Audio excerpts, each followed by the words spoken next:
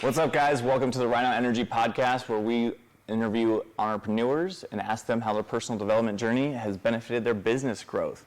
So today we got Eric Peel with us here in Omaha, Nebraska. Eric, welcome. Yeah, thanks for having me. Yeah, so we've been getting to know each other a little bit over the last few hours, and it sounds like you've had your hand in a lot of different things over the years. What age did you start entrepreneurship?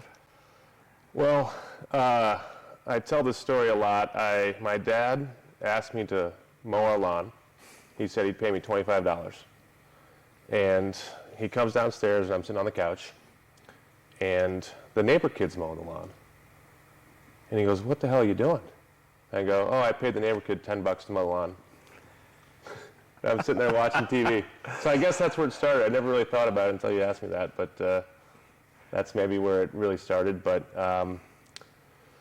yeah, I knew that the traditional 9-to-5, job wasn't for me. I kind of, my background is sales, is where I kind of started, and kind of went from there and started looking into what was making money, what was passively making money. My dad is a long history of family entrepreneurs. They own a company called Peel Salon Services, was a wholesale distributor of beauty products. And so I kind of learned a lot from him growing up, and he kind of always pushed, entrepreneurship on me, and he let me, be creative and kind of seek different avenues on how, and what it took to run a business and start a business. And, I learned a lot from him and my grandfather that was kind of the heart and soul of Peel's back in the 70s. And, I'm grateful for being in a family like that really kind of taught me that. And I think that I got lucky to have that. And I think a lot of kids these days don't even know that that's an option. Right? They just say, hey, go to school, get straight A's. Yes. Go to college, get a degree, go work 9-to-5. And that didn't work for me, and it doesn't work for everybody. And I think that's something that needs to be talked about more. Totally.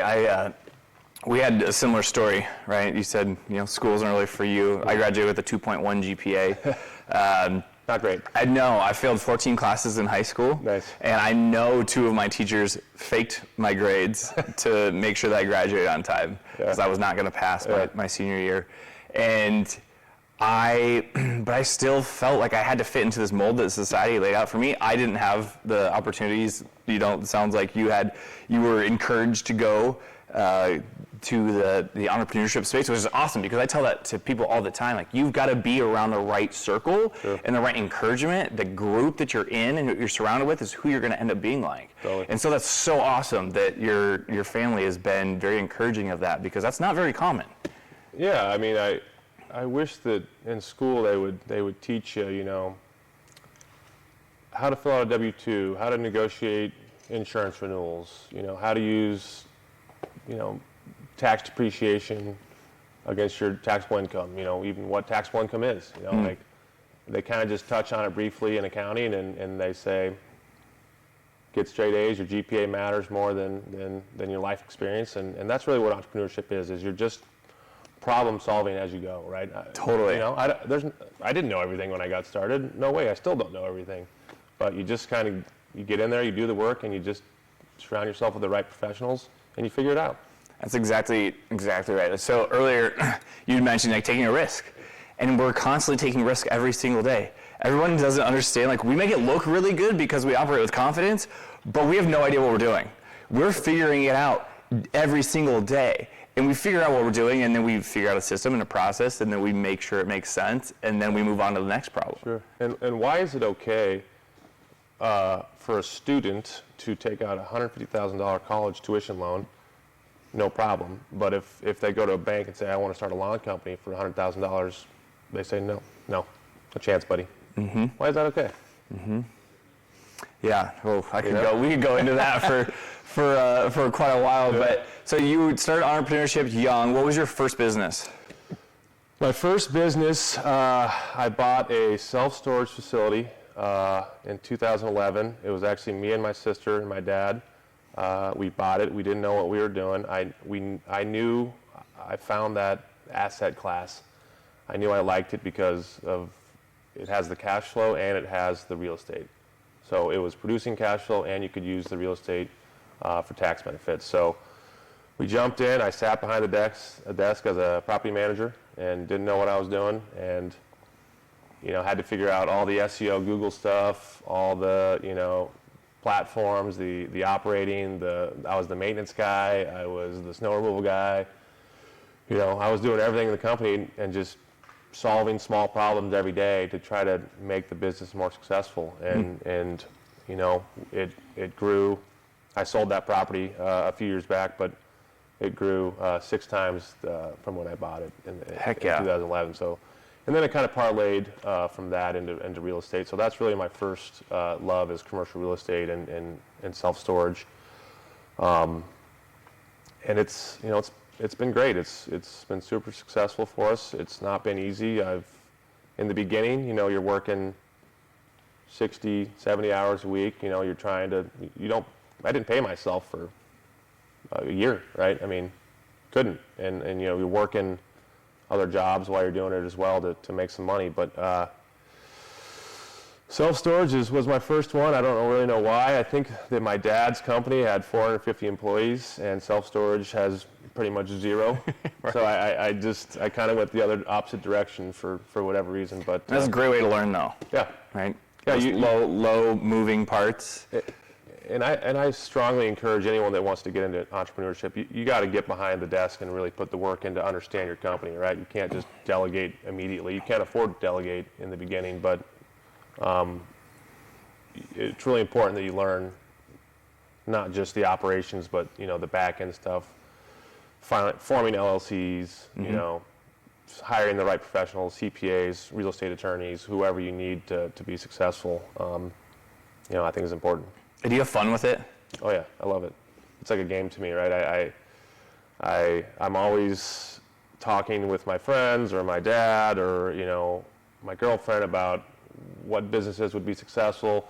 You're really just finding a problem in society and making it better or more efficient. Mm-hmm. And that's what I kind of did with self-storage. My new places, I developed a couple of them from the ground up, and I found there was a lack of spaces that were for small businesses. So I built what I call contractor base, 15 by 50 with power, Wi-Fi, and they can run now their small company out of my storage facility. So I have a bunch of entrepreneurs that are in my storage facilities now. That's awesome. Yeah.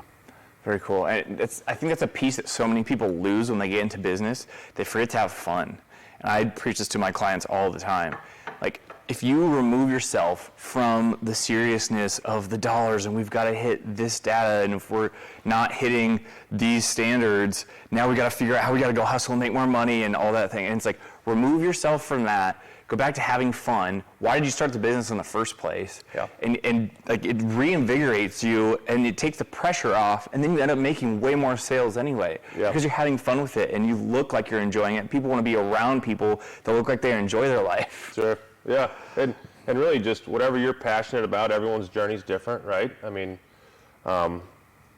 take what you're passionate about and try to make it better, or try to, make it more efficient, or, if there's a need in a certain part of town that you're really trying to solve somebody's problem about something that you're passionate about. That's really what I think entrepreneurship's about, Totally, and sometimes you have to create your own market. Totally. Too. Yeah, especially with, there's so many competitors out there, but you can't really look at it that way, like, because there's only one Eric. Yeah. There's not a bunch of Erics, but so who you are is who people will buy and follow, and then you, like you said, you create a product or a service that helps other people in the way that you see fit. Yeah, and I use that in self-storage. I'm an active owner. I'm around. If any of the tenants need to get a hold of me, they can, and I think they like that. They like shopping local. They know that maybe Public Storage is more of a corporation. They like to shop within their community. And I'm trying to help our community and make it better and make it nicer. And I think that's important. I think a lot of people like that. So what's been your focus this last year? Last year? Mm-hmm. Well, I've been open for a year on my new facility, so it's been ramping that up and getting that leased up. The lease up period is what I call. A new storage facility? Yeah, it's been open a year now. The new one I just built, it's been open for about a year. And where's that located? It's 120th in L Street over there by the FBI building, or UBA baseballs over there. And really, it was the hardest thing I've ever done. It was a ground-up development, right? I'm the only one on my team. It's me and the general contractor and the engineers trying to solve this puzzle of building this property on this parcel, right? And it took a long time, and there was a lot of meetings, a lot of hard work. Pretty stressful at times, but it was still fun. I still loved every minute of it, and I think that it turned out great, and it solved a lot of people's needs for their own businesses. And that's what I love about it is this person needed to operate, have a place to run their company out of, and we provided that for them. And that's awesome. And also, I'm a partner in a cocktail lounge with my girlfriend. She's the operator of that.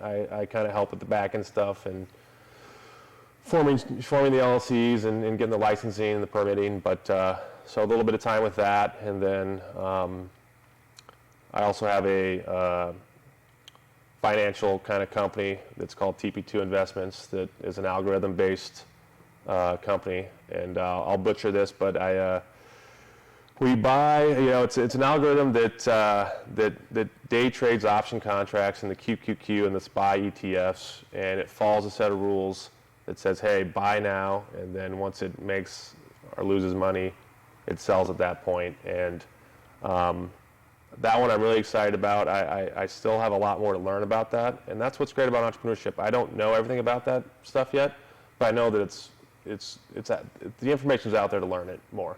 And you just got to sit down and put the time in to figure it out. So it's been a busy year, 2025, 2026. I don't see myself stopping.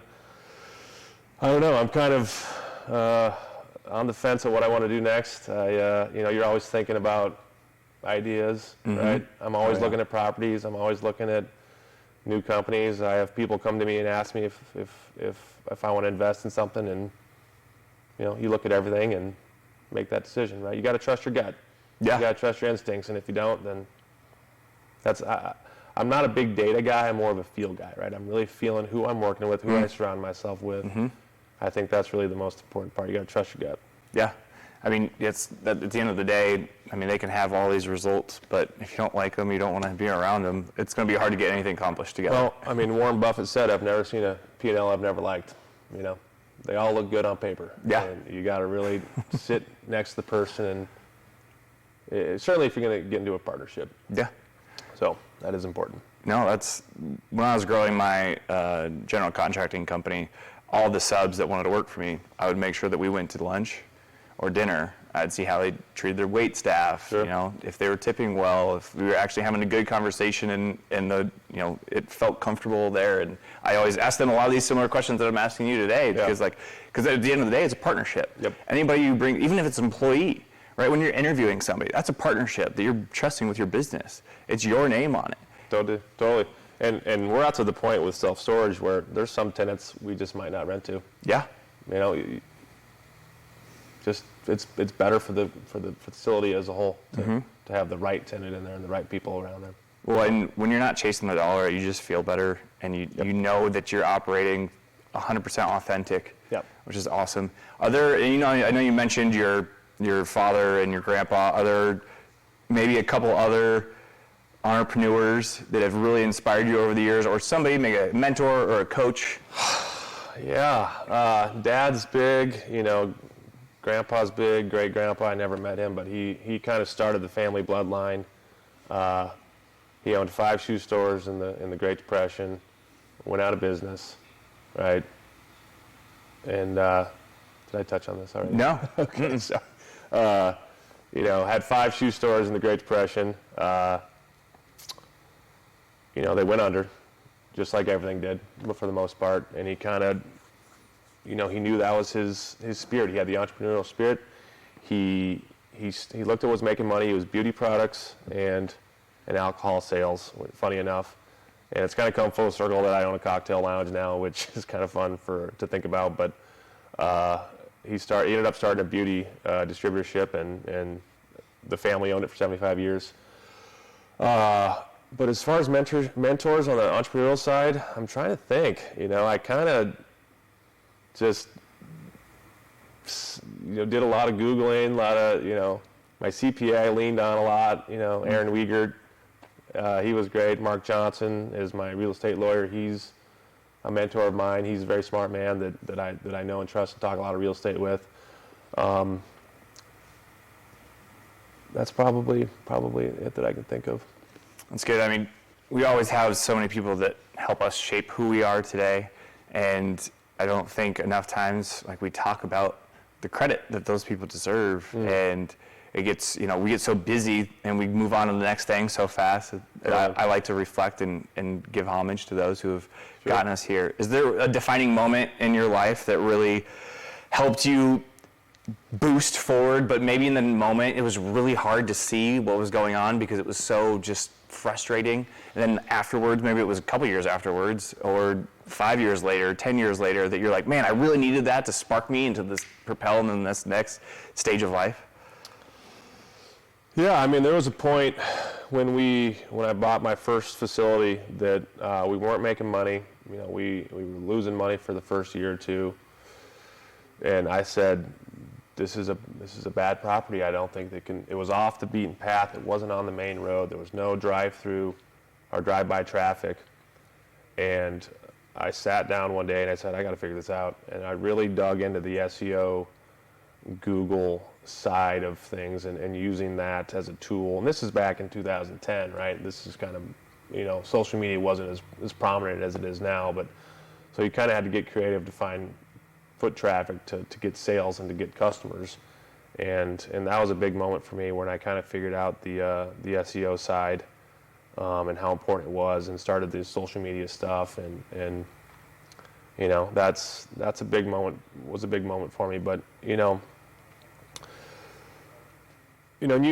I quit drinking about 2 years ago, and I kind of hit rock bottom. I would consider myself a functioning alcoholic at the time. I was getting my stuff done. I was still saving face, but I was drinking way too much, and I quit that 2 years ago in the middle of this project, the development of my new storage facility, and I knew that if I was going to get this done, I had to be 110% all in, because it was the hardest project I've ever worked on. So, and I knew that I couldn't be coming in late or being hungover, and that really I kind of hit rock bottom somewhere around there. I remember drinking at a bar. It was like a Sunday or Monday night alone at like 12 o'clock, and I'm like, what am I doing, right? And I had that moment with myself, and I think that everyone that's drank probably has that talk with themselves, and that really propelled me.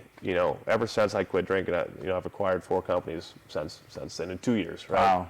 So I started my first company in 2010, 15 years. I've done more in 2 years than the first 13 years, when I was drinking still. So that's, I just couldn't, once I had a couple drinks, I always had 10, right? I couldn't moderate it. I just, and I still, whatever, I'm bad at moderating, anything right now. Just if I open up a bag of Doritos, I'm gonna eat the whole thing. And I think that's just kind of my personality, and I think it helps with business at times, and it also hurts. So that was probably a big moment too for me. That's awesome, and I appreciate you being vulnerable and sharing that with us. Yeah. And it's cool because now you have so much energy to give back into everything that you're doing that you're really passionate about. Totally. You're not distracted by certain things, and you probably connect better with people, I would imagine. You probably feel better about yourself. Most definitely. Yeah, I mean, just looking yourself in the mirror and something you can be proud of. Really what matters is if you lay your head down at night and you're proud of the day you had, that's all that matters. You don't need anybody's validation. If it's coming from within, that you know that you did everything you could and you did it the right way, it's enough for me. Yeah, that's beautiful. So I know you said you started very young, and I don't know, did you give us an age and when you started doing the lawn care thing? I was 12 years old, 13 years old. Okay, yeah. And just offered the kid, So I still got paid $15. Yeah, he got no, paid that's 10, but I didn't do any of the work, and that's, I guess, where the passive income, self-storage mindset came into place. Because self-storage, they don't call it self-storage for nothing. Yeah. So there's a total large group of young entrepreneurs in the world, Sure. but we've got an awesome focus here in Omaha. Is there anything you'd like to say to them to encourage them to go for it when it gets hard? Yeah.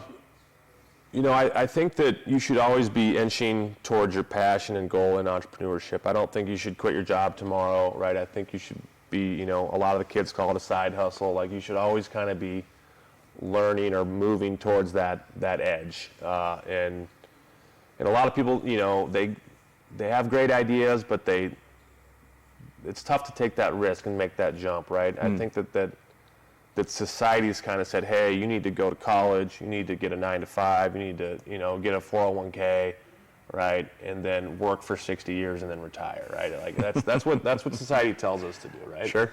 Which I personally disagree with, but